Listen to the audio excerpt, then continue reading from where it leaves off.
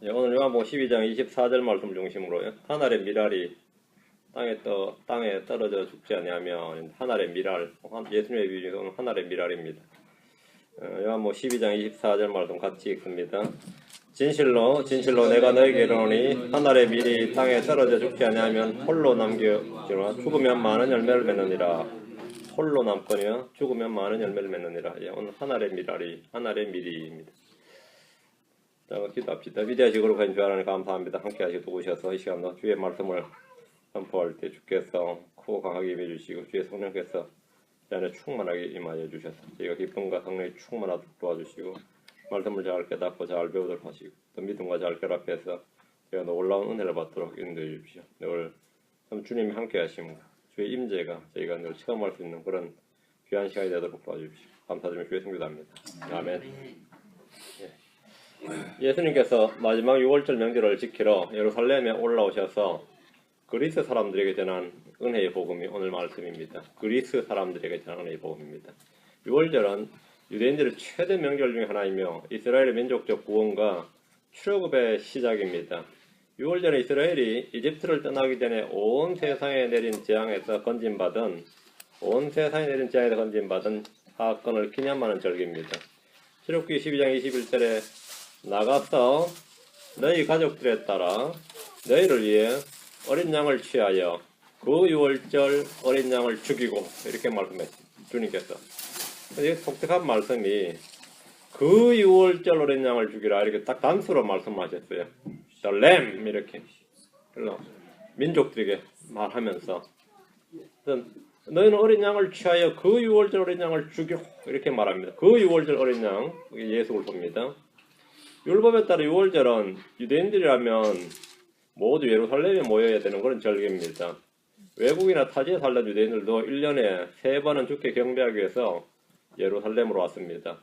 주님은 6월절에 모인 사람들에게 복음을 전하시는데 예수님은 6월절의 어린 양이십니다. 어린 양에 대해서 여러분 잠깐 이 개념을 좀 잡아야 됩니다. 어린 양. 하나님께서 에덴의 동산에서 범죄한 사람을 위해서 잡아 죽인 짐승이 하나 있습니다. 범죄한 사람을 위해 잡아 죽인 짐승이 하나 있어요. 아담과 이브가 죽어야 할 바로 그날에 그들을 대신해서 죽은 것이 어린 양입니다. 어린 양은 죽어야 할 죄인들의 생명을 대속합니다. 어린 양의 피를 통한 대속은 에덴에서 이미 주님이 친히 확립하신 진리입니다.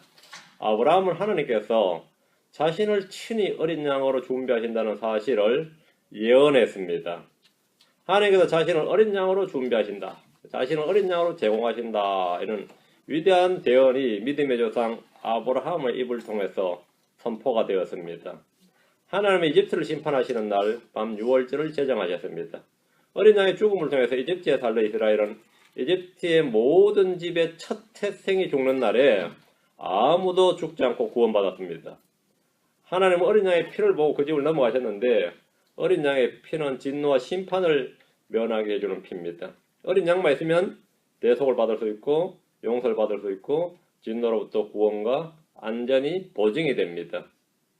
자, 그럼 하나님이 친히 준비하시고 제공하신 우리의 어린 양은 그럼 누구냐? 나를 대속하고 나를 구속하고 용서하고 진노로부터 구원과 안전을 담보해주는 보증해주는 그 어린 양이 누구냐 이거죠. 이게 뭐냐는 건 뭐냐? 요한복음 1장 29절 36절입니다. 요한복음 1장 29절 1장 36절.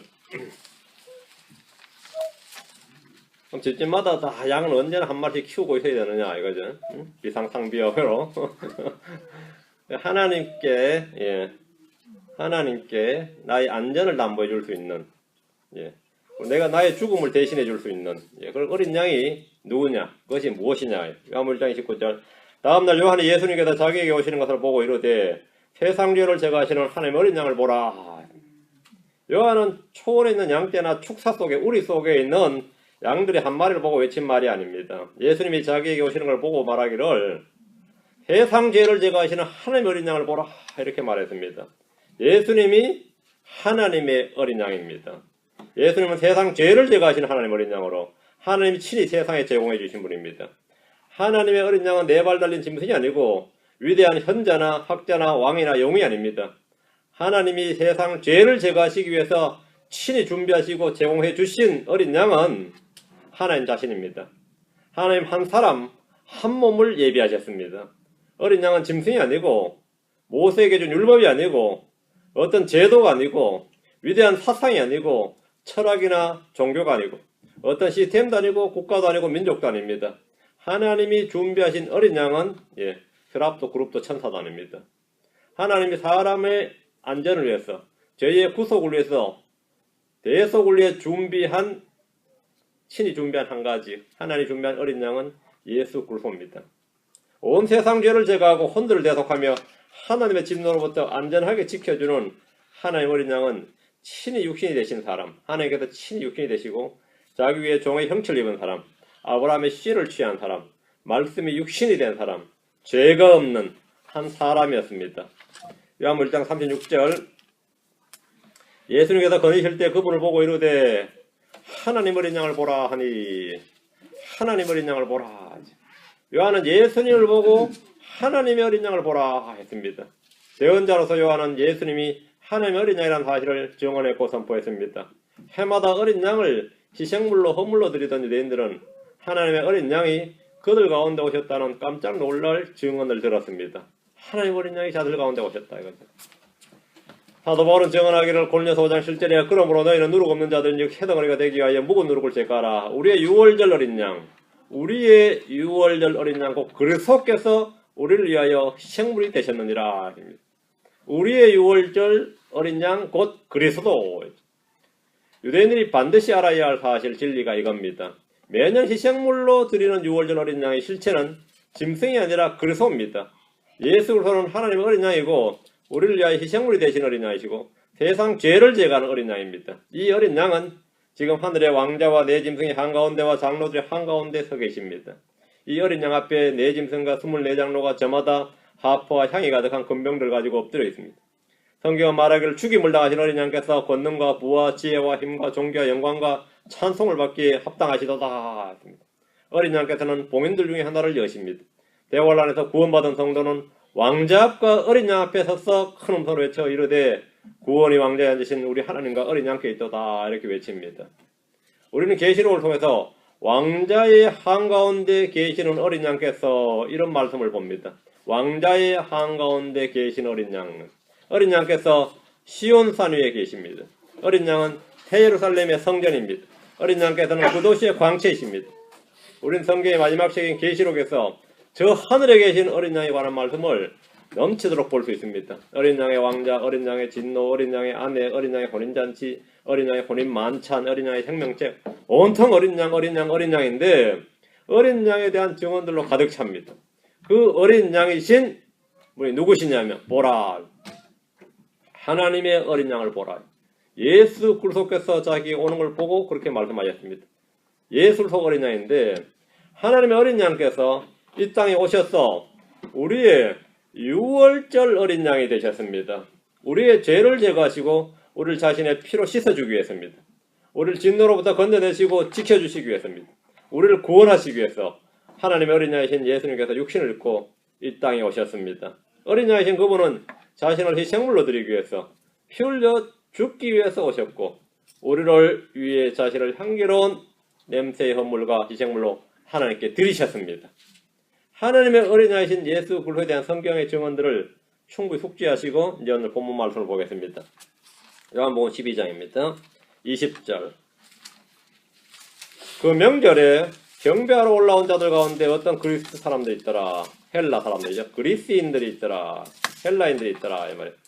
그 명절에라고 할 때 이 명절이 유월절입니다. 유월절은 유대 땅에 있는 유대인들 외에 지중해 연안에 있는 거의 모든 유대인들이 예루살렘으로 와야 드리는 그런 절기입니다.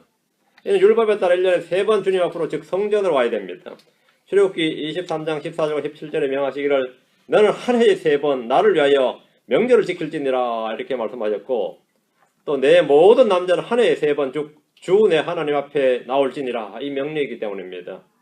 출애굽기 32장 23절과 24절에도 너의 모든 남자 자손 한 해에 3번 주 하나님 곧 이스라엘 하나님 앞에 나타날지니라. 내가 민족들을 내 앞에다 쫓아내고 내 경계를 넓히리니 내가 한 해에 3번 주 내 하나님 앞에 보이려고 올 때에 아무도 내 땅을 탐내지 못하리라. 이 말씀에 따라 유대인들은 유월절에 경배하러 예루살렘의 성전으로 모입니다.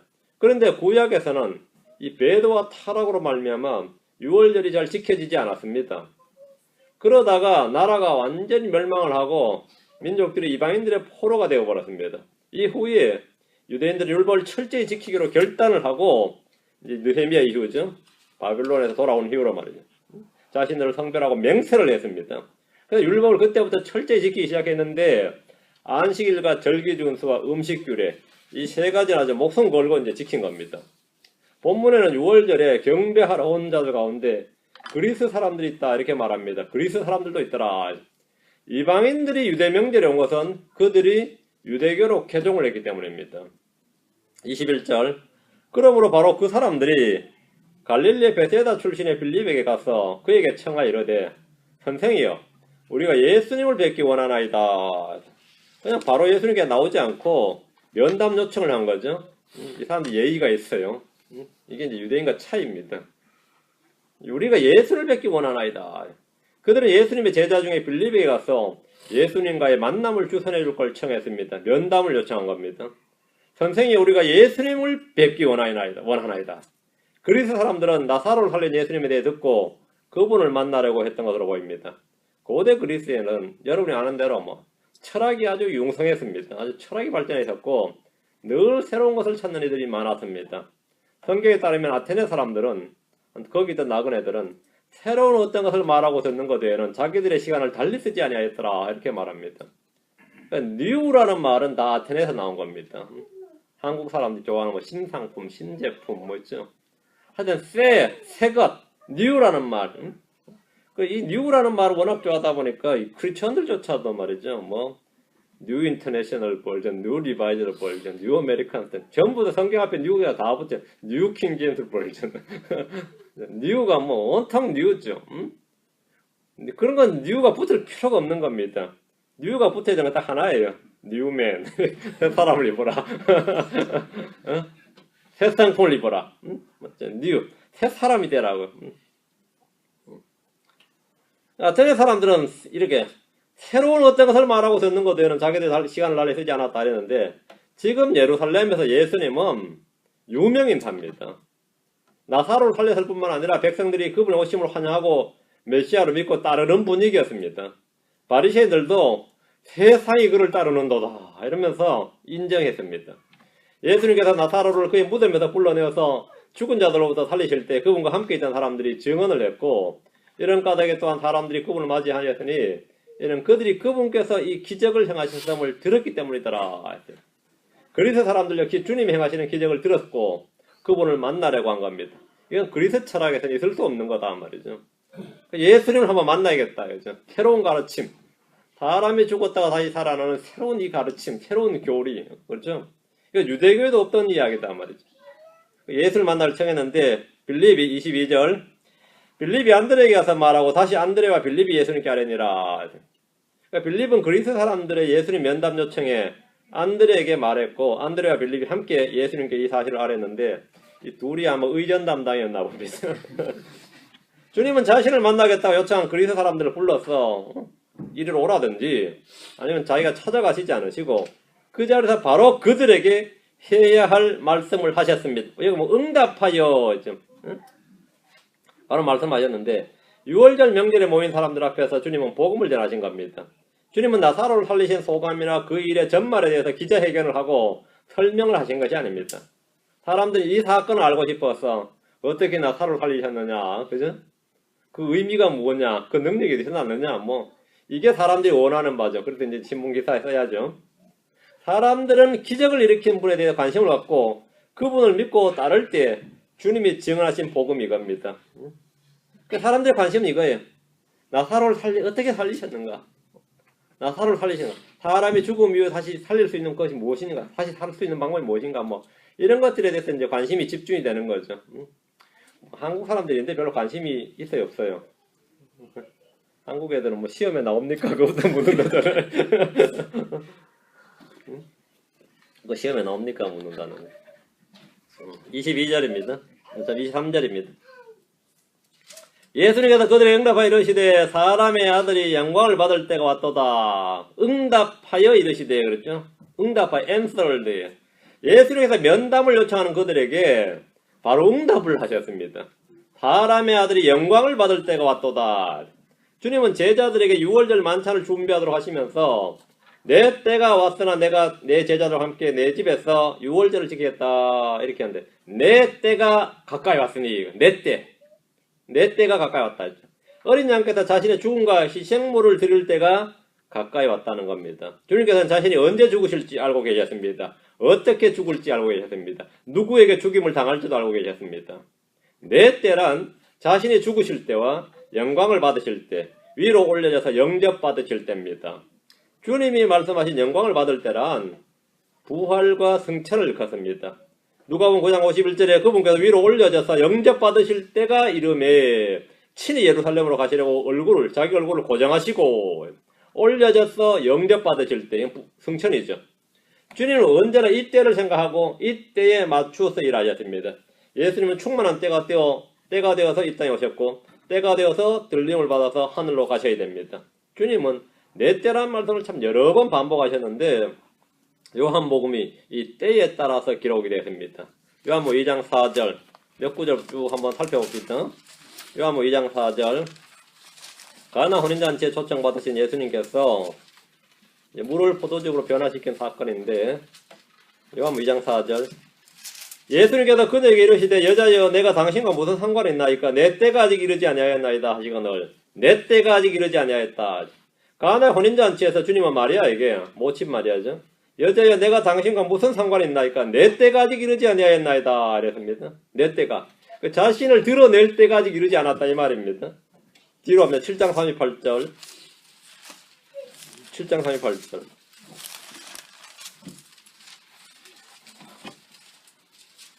요한복음 7장 8절입니다. 38절이고 요한복음 7장 8절 너희는 이 명절을 지키러 올라가라. 나는 내 때가 아직 충만히 이르지 아니하였으므로 이 명절을 지키러 아직 올라가지 아니하노라 하시니라. 내 때가 아직 충만히 이르지 아니하였기 때문에 이랬죠. 마리아는 예수님께 자신을 드러내기를 원했습니다.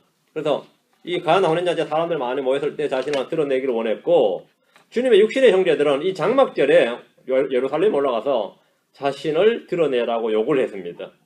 근데 주님께서 하는 말이 둘과 내 때가 아직 이르지 아니하였다. 너희는 이 명절을 지키러 올라가라. 나는 내 때가 아직 충만히 이르지 아니하였으므로 했습니다. 사람들과 달리 하나님은 철저히 때에 맞게 때에 맞추어서 일하시는 분입니다.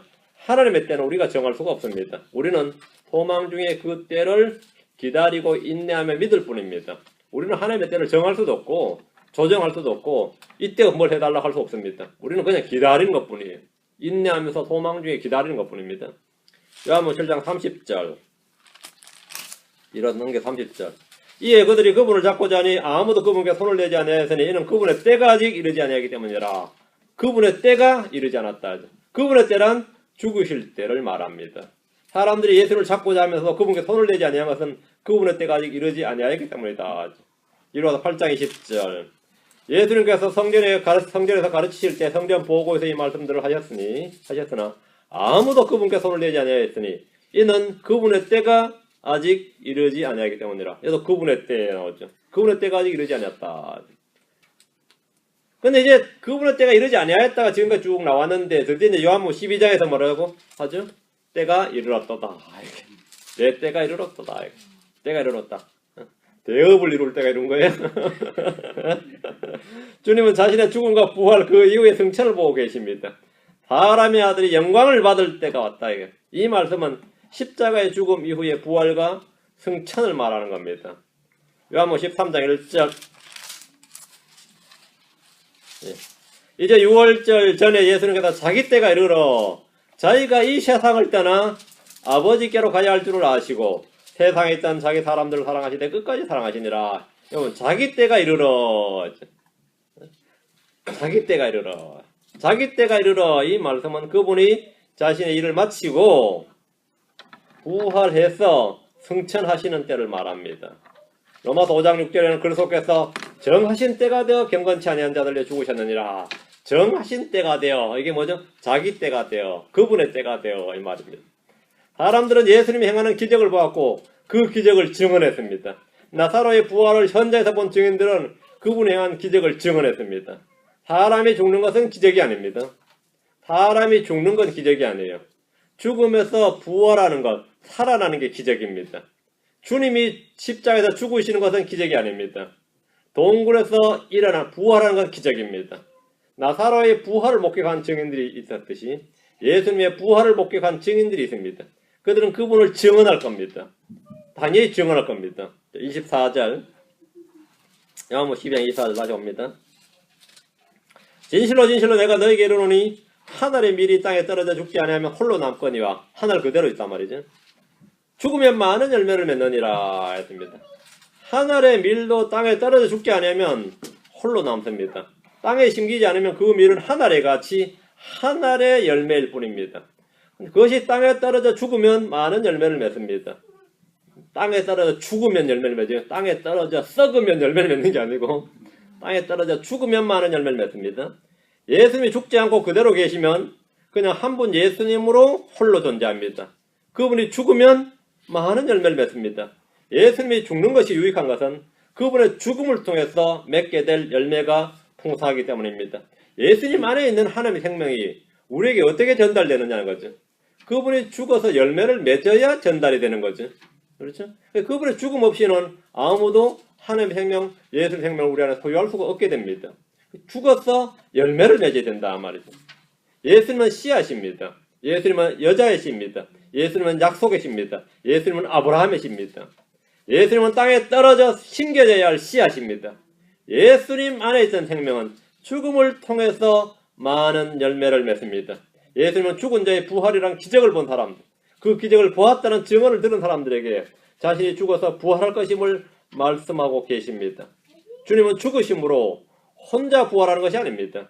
주님은 죽으심으로 잠든 자들의 첫 열매가 되셨습니다. 이 첫 열매란 말이 first fruits, 첫 열매들이 되어 있단 말이죠.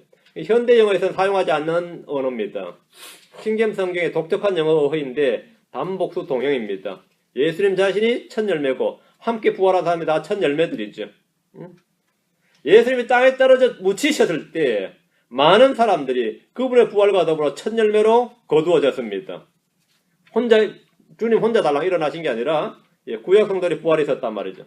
첫 열매들 홀로 남거니와 죽으면 많은 열매를 맺느니라. 많은 열매를 맺었습니다.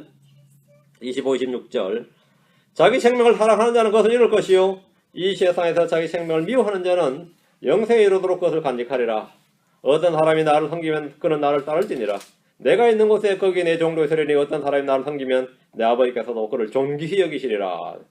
주님은 자신의 죽음이 부활을 통해 많은 열매를 맺기 위함임을 말씀하셨고 그 다음에 제자들에게 이 제자도를 말씀하셨습니다. 제자도의 핵심은 자기 생명을 사랑하지 않고 미워하는 겁니다.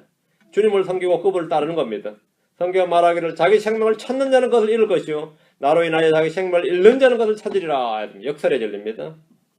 누구든지 자기 생명을 구원하려 하는 자는 그것을 잃을 것이요 누구든지 나로 인해 자기 생명을 잃는 자는 그것을 찾으리라. 이 주님께서 하신 말씀입니다. 그게 제자도의 핵심이 겁니다.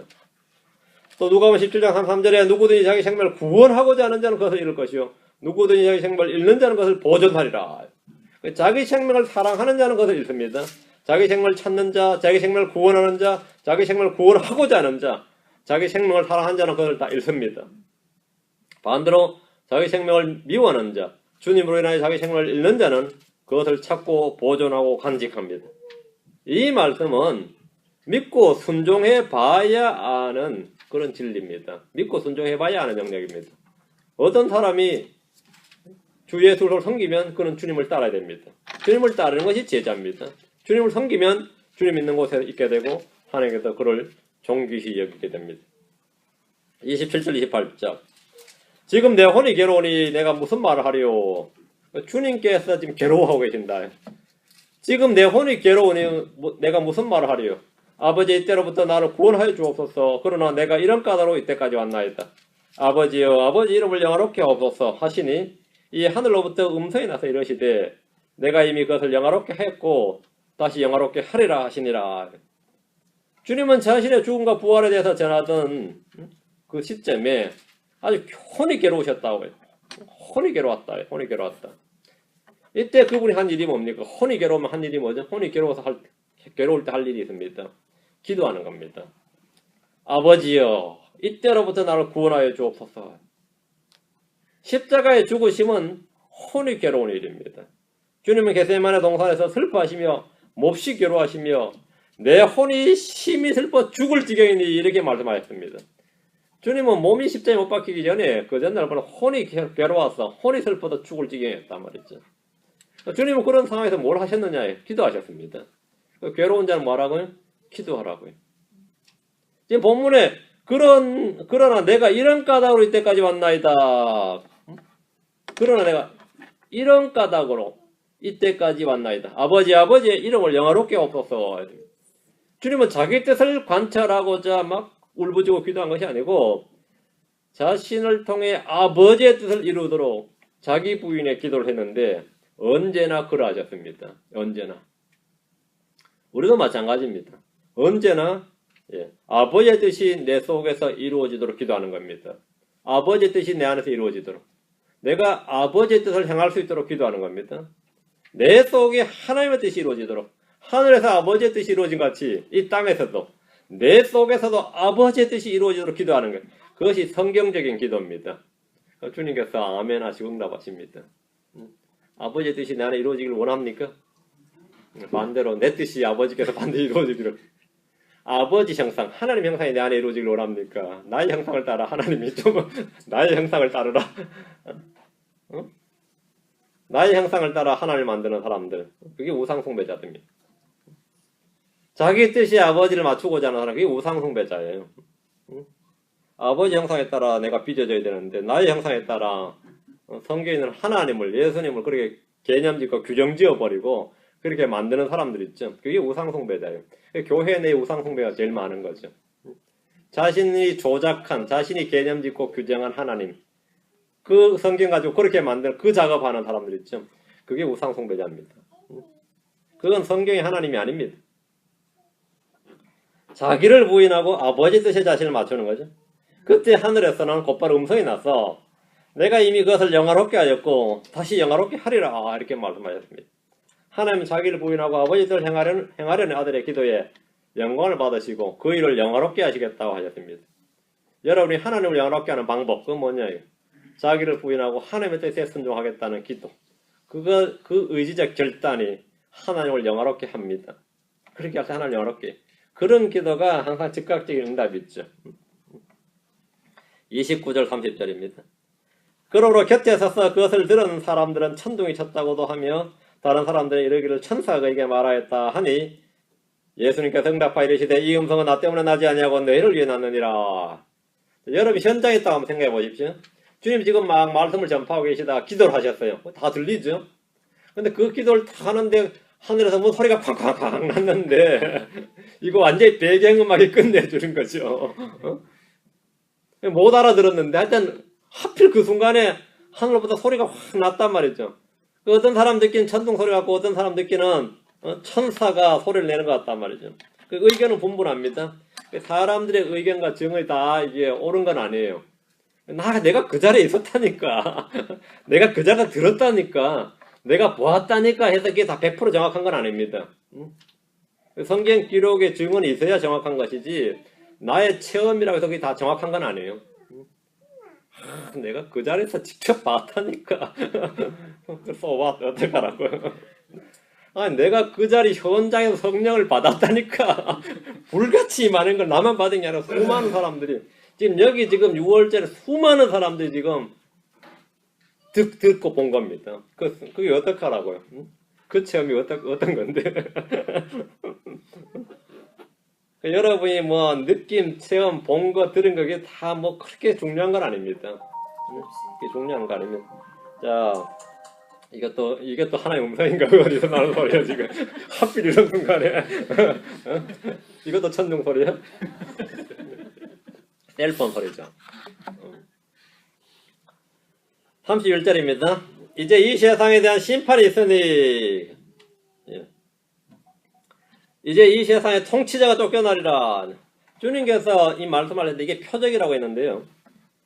바로 계속해서 이어져서 말씀하시는 겁니다. 지금 자 말씀하는 이제 지금 말 이 세상에 대한 심판이 있으니 이제 이 세상에 통치자가 쫓겨나리라. 예수님의 죽으심을 통해서 이 세상에 대한 심판이 있습니다. 이 세상의 통치자가 쫓겨납니다. 주님은 죽음을 통해서 죽음의 권능을 가진 자 마귀를 멸하시고 세상을 이기셨습니다. 주님이 붙잡히시고 죽으실 때 이 세상의 통치자가 왔습니다. 주님의 부활로 말미암아 이 세상의 통치자가 심판을 받았습니다. 주님은 승천하기 직전에 하늘과 땅에 있는 모든 권능이 내게 주어졌으니 그렇습니다. 그 전까지 누구한테 있었습니까? 이 세상의 권능이 마귀에게 있었습니다. 주님께서 이제 십자가를 지시고 부활하심으로써 하늘과 땅에 있는 모든 권능이 내게 주어졌느니라 하심으로써 이 세상의 통치자가 쫓겨났음을 말씀하셨고 재림 때에 평강의 하나님께서 그의 머리를 부수심으로써 문자 그대로 마귀는 끝없이 깊은 구렁에 갇히고 그는 세상에서 아무것도 할 수 없습니다. 그러면 지금 신약교회 2000년 사이에서 마귀가 하는 일은 뭡니까? 이 세상의 신인이 이 세상의 통치자니 하는 마귀가 주님이 통치자라며 주님이 이기셨고 주님이 내쫓으셨다면 그러면 마귀는 속이는 자입니다. 마귀는 속이는 자입니다. 속이는 자. 크리스천들에게 하는 마귀의 사역은 속이는 자입니다. 우리의 주는, 우리의 통치자는, 우리의 왕은 마귀가 아닙니다. 왜? 우리는 세상에 속하지 않았기 때문입니다. 우리는 마귀에 속하지 않고 하나님께 속한 자이기 때문에 주님이 나의 왕이시고 나의 통치자입니다. 그럼 마귀가 나를 지배하려고 한다 그러면 그건 뭐죠? 그건 속이는 겁니다. 그건 거짓이죠. 정통성이 없다 이 말입니다. 전혀 나에게 군림할 수 없다 이거죠. 예. 32절 33절 나 곧 내가 땅에서 들리면 모든 사람을 내게로 이끌리라 하시니라. 그분께서 이것을 말씀하다 자신이 어떤 죽음으로 죽을지 표적으로 보여주시니 주님은 땅에서 들려 높이 매달려서 죽으셨습니다. 십자가에 못 박혀 죽는 죽음입니다. 그분은 이미 모세 노뱀 사건을 통해서 자신의 죽음이 어떤 죽음인지 말씀해 주셨고 다시 한번 자신이 어떤 죽음으로 죽을지 표적으로 보여주셨습니다. 표적으로 보여주셨다는 말은 뭐냐면 시그니파예요. 사인을 주셨대요. 자신이 말씀하신 대로 되면 그것이 표적이 되는 거죠. 나 곧 내가 땅에서 들리면 이것은 승천이 아니라 죽음의 모습입니다. 주님은 높이 달리셨습니다. 그리고 모든 사람을 내게로 이끌리라 했는데 부활에 대한 말씀입니다. 죽은 자가 자신이 묻힌 무덤으로 사람들을 이끄신다는 것이 아닙니다. 부활하시로 말미암아 사람들을 구원으로 이끄신다는 겁니다. 죽었을 때는 모든 사람들이 도망쳤습니다. 제자들도 도망치고 사도들도 도망치고 다 도망쳤어요. 주님이 죽으실 때 그를 믿고 따르던 사도들 제자들은 흩어지고 도망을 쳤습니다. 죽으실 때 십자가로 사람을 이끈 게 아닙니다. 무덤으로 이끈 것도 아닙니다. 무덤으로 이끌었다 그러면은 향유 바른 여자들 몇 명 온 게 다지요. 그분이 부활했을 때 떠났던 제자들이 모여들었습니다. 그분의 부활의 소식이 선포되었을 때 유대인은 믿는 자들이 날마다 더해졌습니다. 예수님의 죽음과 부활의 소식이 이방인들에게 선포되었을 때 하나님을 알지 못하던 이들이 회개하고 주께 돌아와서 생명을 얻었습니다. 주님께서 들리시면 자신의 그 죽으심으로 말미암아 사람들을 이끄신다. 모든 사람을 내게 이끌리라. 유대인이든 사마리아이든 이방인은 관계없이 남녀노소 관계없이 모든 사람을 이끄신다. 누구에게로? 자신에게로 이끄신다.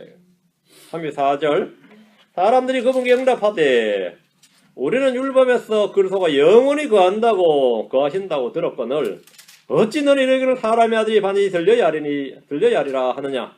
이 사람의 아들은 누구냐 하매 주의 말씀을 들은 사람들이 그분께 응답하기를 우리는 율법에서 그리스도가 영원히 거하신다고 들었거늘 우리가 성경이 없는 사람이 아니다 이거예요. 우리가 성경을 모르는 사람도 아니고 그렇죠? 주의 말씀을 들은 사람들이 이제 주님께 의문을 제기한 건 반론을 제기한 거죠. 그들은 재림에 관련된 그리스도에 대해서만 읽었습니다. 그리고 그렇게 알았습니다. 초림과 재림을 구분하지 못했습니다. 고난받는 메시아와 영광을 받으신 메시아를 구분하지 못했어요. 고난받으시는 그리스도에 대해서는 전혀 알지 못했습니다. 영광을 받으시는 그리스도에 대해서만 듣고 배우고 읽고 암사하고 묵상하고 그 메시아만 바랐습니다. 그때 그래서 주님이 받으시는 고난 죽으심에 대해서는 전혀 알지 못했습니다. 이건 12사도도 알지 못했어요. 뭐 바리새인 서기관뿐만 아니라 주님과 늘 함께 다니던 제자들도 전혀 알지 못했습니다. 어찌 너는 이르기를 사람의 아들이 반드시 들려야 하리라 하느냐? 왜 너는 자꾸 그렇게 말하느냐 이거죠. 주님이 들려야 하는 이유는 그분이 하나님의 어린 양이기 때문입니다. 누구든지 보고 믿는 자는 나음을 입는 모세가 달아올린 노뱀같이 그분은 장대에 높이 달린 노뱀이시기 때문에 들려야 됩니다. 하늘의 미랄처럼 자신의 죽음을 통해 우리에게 생명을 주셔야 되기 때문에 들려야 됩니다. 십자가에서 죽으셔야 된다 이 말입니다.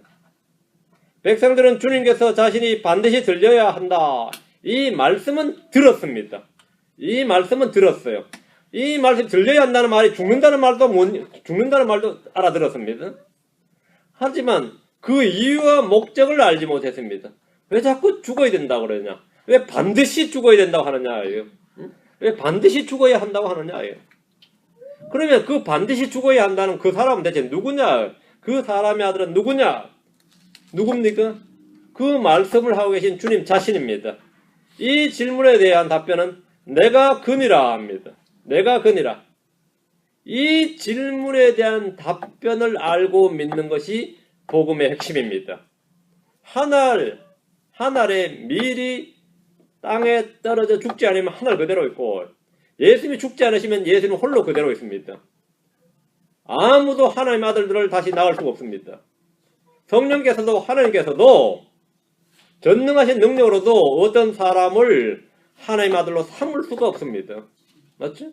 예수님 죽지 않으시면 예수님이 죽어서 묻히시고 열매를 맺으셔야지 그 예수님의 생명이 그 믿는 자들 속으로 다 전달이 되고 들어갑니다. 하나님의 신격의 충만함이 말이죠. 그래서 하나님의 아들들이 이 땅에 생산되는 겁니다. 예수님이 하늘의 밀이 땅에 떨어져 죽지 않으면 하늘 그대로 있고 이 말이에요. 예수님께서 자신이 바로 아주 간단한 비유로 누구나 알 수 있는 비유로 말씀하셨어요. 하늘의 밀이. 이 사람의 아들은 누구냐? 이 질문의 답을 아는 것. 이것이 복음을 아는 겁니다. 이 사람의 아들이 누굽니까? 예수 그리스도입니다. 이 질문에 대한 답변이 바로 내가 그니라 합니다. 나를 대신해서 희생양이 될 사람이 누구냐? 누구죠? 동료입니까? 밀어. 네가 희생양이 되라. 네가 총대 매라.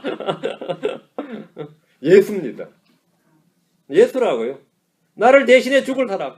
이런 억울하고 황당한 죽음을 하는데 내가 지금 누가 나의 죄를 다 덮었을 사람 누구냐 이거죠. 예수입니다. 내가 이번에 완전히 망하게 됐고 내가 볼을 몽땅 덮어쓰게 되는데 죽게 되는데 이건 내 대신 덮어쓸 사람 없냐 이거예요. 있습니다. 누구죠? 예수입니다. 하나님 앞에서. 이거는 뭐 너무나 나의 희생양이 있다 이거예요. 나에겐 뭐가 있다고요? 유월절 희생양이 있다 이거예요. 그분이 누구라고요? 예수 그리스도입니다.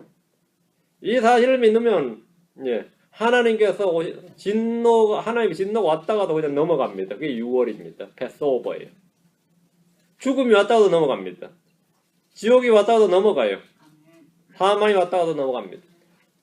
모든 게 다 왔다가 넘어간대. 그럼 우리의 유월절 어린 양입니다. 우리의 유월절 어린 양 예수 그리스도입니다. 주님은 유월절 어린 양이시기 때문에 우리를 위해 죽으셔야만 합니다. 죽으셔야 됩니다. 그 죽어야 하는데 죽는 거예요. 누가 죽는 거지? 예수님이 죽는 겁니다. 유월절 명절을 앞두고 주님은 자신에게 면담을 청한 그리스인들과 제자들, 그 유대인들 앞에서 자신의 죽음과 부활을 증언하셨습니다. 주님은 홀로 주님으로 계신 것이 아니라 떨어져서 죽는 미랄로서 죽음을 통해서 많은 열매를 맺으셨습니다. 이것이 바로 유월절 명절을 앞두고 자신에게 면담을 요청한 그리스 사람들에게 경험하여 제자들과 사람들 앞에서 전한 주님 자신의 복음입니다. 기도합시다. 위대하시고 거룩하신 주 하나님 감사합니다. 하나님께서 은혜와 복을 주셔서 우리의 유월절 어린 양이 되신 예수 그리스도로 인해 감사합니다. 하나님 아버지, 참으로 우리에게는 희생양이 우리를 위해서 자신을 향기로운 헌물과 희생물을 드린 바로 그 예수 그리스도가 있음으로 인해 감사합니다. 하나님의 진노로부터 정죄로부터 저주로부터 모든 불법과 죄악이 사함받고 그냥 건진받은 놀라운 은혜를 감사합니다. 마땅히 저희가 죽어야 되지만 주님이 죽으셨고 저희가 받아야 할 형벌을 주님이 받으셨고 저희가 받아야 할 저주를 주님이 받으셨음을 인해 감사합니다.